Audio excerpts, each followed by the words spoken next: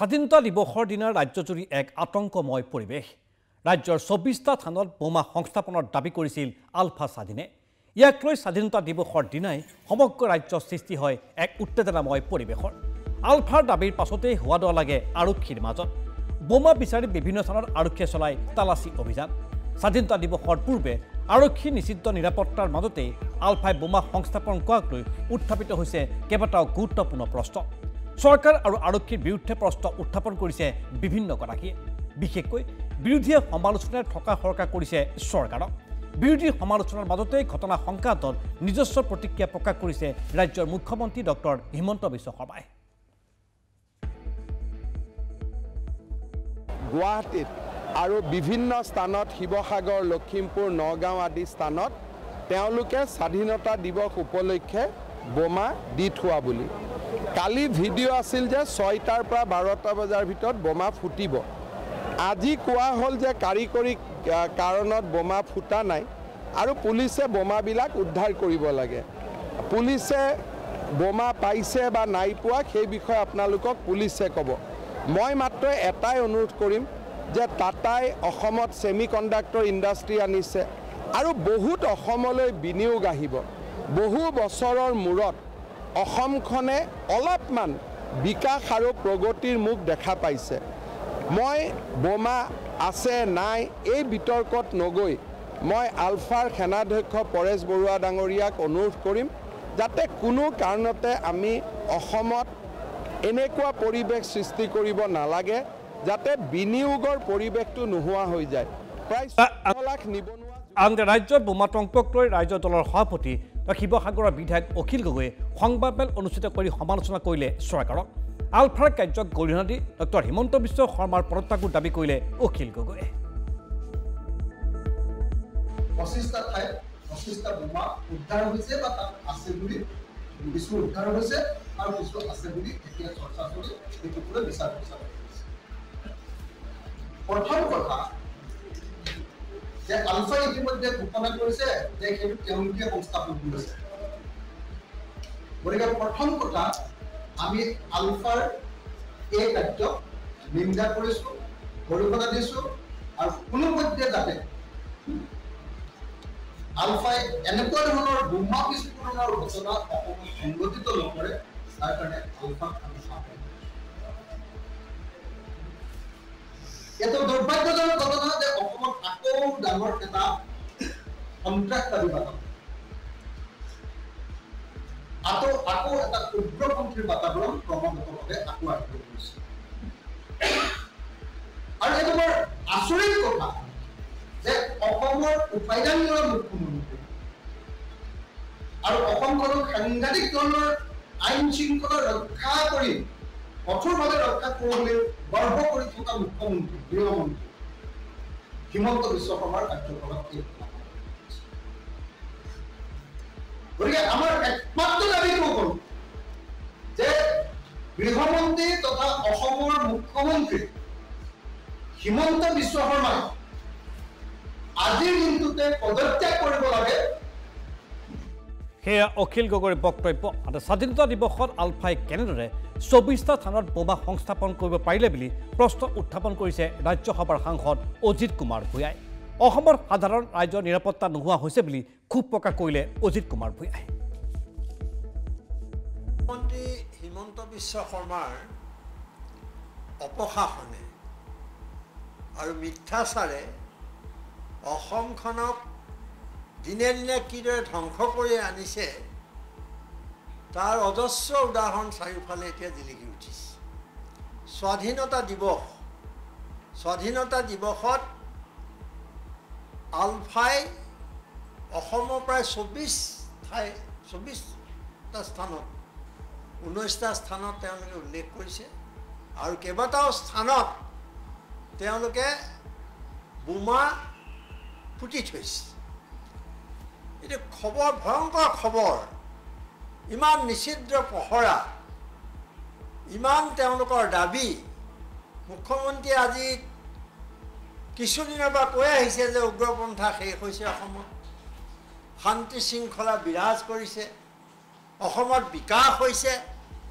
কিন্তু কালি যিটো ঘটনা ঘটি গ'ল 15 আগষ্টৰ দিনা অসমত আলফা কেন্দ্ৰিক বা উগ্ৰপন্থী কেন্দ্ৰিক যিটো পৰিস্থিতি হ'ল সেই কথাই জোকৰ মুখত চূণ দিয়াৰ দৰে হ'ল পৰেশ বৰুৱাই এটা ভিডিঅ' প্ৰচাৰ কৰিছিল আৰু সেই ভিডিঅ'ত তেওঁ স্পষ্টকৈ কৈছিলে যে 15 আগষ্টৰ দিনা ঘৰৰ বাহিৰলৈ মানুহ নোলাবৰ বাবে তেওঁ অনুৰোধ কৰিছিলে এতিয়া কথা হ'ল সেই ভিডিঅ'ৰ পিছত স্পষ্টকৈ কৈছে তাত যে সহস্ৰ প্ৰতিবাদ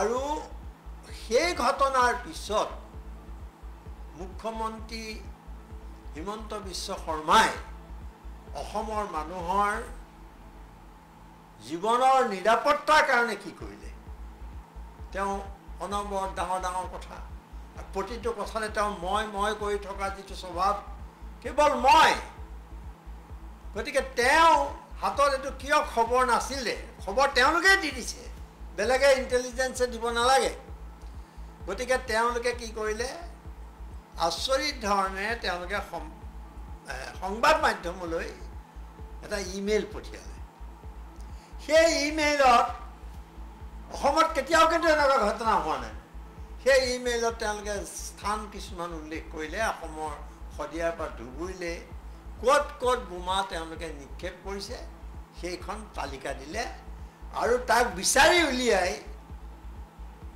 সেইবিলাক নিষ্ক্ৰিয় কৰিবলৈ ক'লে এটা কিমান এটা হাস্যকৰ পৰিৱেশ হৈছে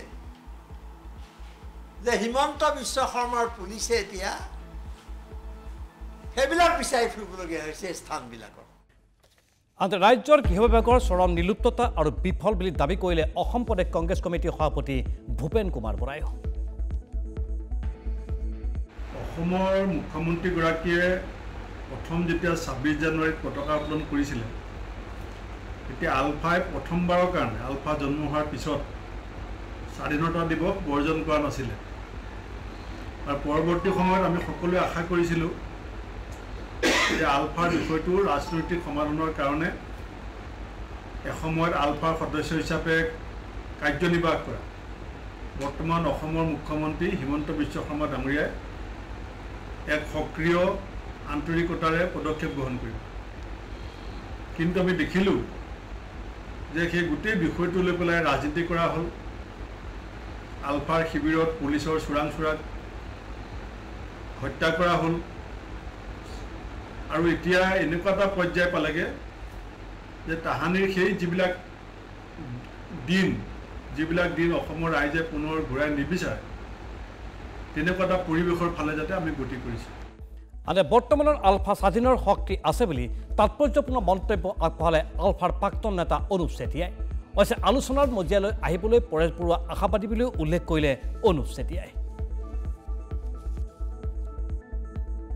এটাই কথা ক'লে যে আমাক ৰাষ্ট্ৰপক্ষও অতি দুৰ্বল বুলি ভাবিছে গতিকে আমি যে আমাৰ এতিয়াও ক্ষমতা আছে গোটেই অসমতে এটা মানে ত্ৰাসৰ সৃষ্টি কৰিব পৰা এটা মানে ক্ষমতাটো যে আছে সেইটো মানে প্ৰমাণ কৰিবৰ কাৰণে তেওঁলোকে দিছে আৰু এটা কথা কৈছে যে নুফুটাটো ভালেই হ'ল বাৰু তেওঁলোকে টেকনিকেল ডিফিকাল্ট মানে প্ৰব্লেমৰ কাৰণে নুফুটিলে বুলি কৈছে এটা কথাও কৈছে যে আমি মানুহ হত্যা কৰাটো আমি নিবিচাৰোঁ আৰু সেইটো কাৰণেই তেওঁ কিন্তু নুফুটিলে এতিয়া ভালেই হ'ল সেই কথাটো কৈছে তাৰপিছতে মাননীয় মুখ্যমন্ত্ৰী ডাঙৰীয়াই যে উন্নয়নৰ যিটো মানে ছেমি কণ্ডাক্টৰৰ কথাটো মানে মই সুধিছিলোঁ যে তেওঁ ক'লে যে চাওক আমিও মানে অসমৰ উন্নতিটো বিচাৰোঁ অসমৰ উন্নতি হওক আৰু সেইটো কাৰণেই টাটাৰ সৈতে আমিয়ে প্ৰথম আলোচনা কৰিছিলোঁ পৰেশ বৰুৱা আৰু মই উদ্যোগটো লৈছিলোঁ আৰু এখন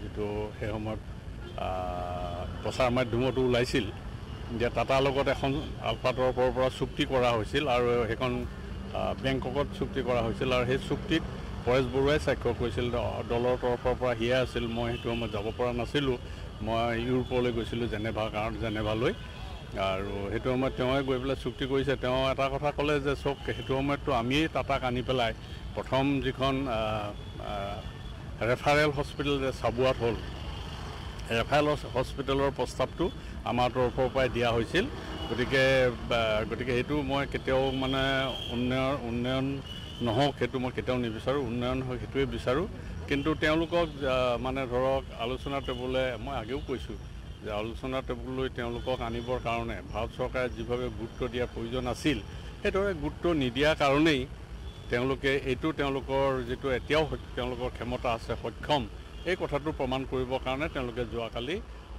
এইটো প্ৰতিষ্ঠা কৰিছে বুলি মোৰ সেয়া প্ৰাক্তন আলফা নেতা অনুজ চেতিয়াৰ তাৎপৰ্যপূৰ্ণ মন্তব্য